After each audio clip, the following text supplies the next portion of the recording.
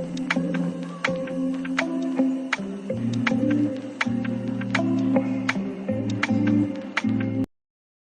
Good evening. ঠিক 5 minutes আমি কোমরের এক্সারসাইজের ক্ষেত্রে সেম বলেছিলাম, আজকে হাঁটু এক্সারসাইজ কিছু দেখাবো ইনিশিয়াল স্টেজে।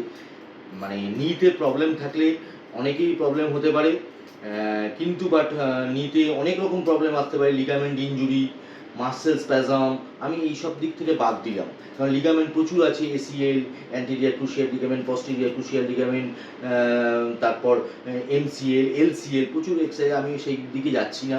আমি ইনিশিয়াল স্টেজে হঠাৎ করে একটু ব্যথা হয়েছে, তখন যদি আপনারা বাড়িতে এই প্র্যাকটিসগুলো করেন তাহলে আপনারা খুব উপকার পাবেন, মানে এইগুলো যদি মেনটেন করেন। ঠিক আছে, প্রথম এক্সারসাইজ হচ্ছে কোয়াড্রিসেপ আইসোমেট্রিক এক্সারসাইজ। দেখুন, ঠিক পপ্লিটিয়ার ফসার এখানে দেবেন, দিয়ে downward pressure 1 2 3 4 5 6 7 8 9 10 1। Second exercise hamstring, দেখুন এখানে দিলেন, দিয়ে ডাউনওয়ার্ড প্রেশার 1 2 3 4 5 6 7 8 9 10। তারপর আপনি করবেন কি, থার্ড এক্সারসাইজ হিল ড্র্যাগিং, ডরসিফ্লেকশন মোডে, অ্যাঙ্গেলটা ডরসিফ্লেকশন থাকবে, 1 2 2 3, এরকম করে 10 বার, এটাও সেম 1 2 3।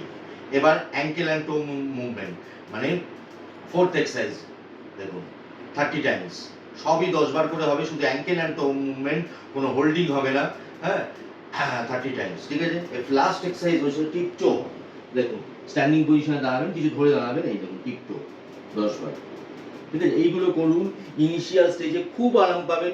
এছাড়া দেখুন ক্যালসিয়াম ডিপোজিশন বা ভিটামিন ডেফিসিয়েন্সির জন্য হাঁটুর প্রবলেম আসতে পারে, বা কার্টিজেনের মানে কার্টিজিনিয়াস, যদি কার্টিজেনের কোনো প্রবলেম থাকে তাতেও প্রবলেম আসতে পারে।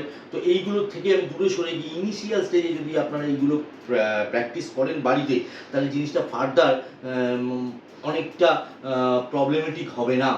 তারপর যদি কোনো প্রবলেম আসে তখন ডেফিনেটলি আমাদের সঙ্গে যোগাযোগ করবেন, আমরা যতটা পারবো ইন্ডিভিজুয়াল মাসেল, ইন্ডিভিজুয়াল মানে রিলেটেড, ওই রিলেটেড লিগামেন্ট এবং মাসেল রিলেটেড কোনো প্রবলেম থাকলে তাহলে আমরা সেটা নোটিস করে আমরা সেটা সঙ্গে সঙ্গে প্রবলেম সলভ করতে পারবো through medicine, through machine therapy দিয়ে। ওকে, আপনারা প্র্যাকটিস করুন।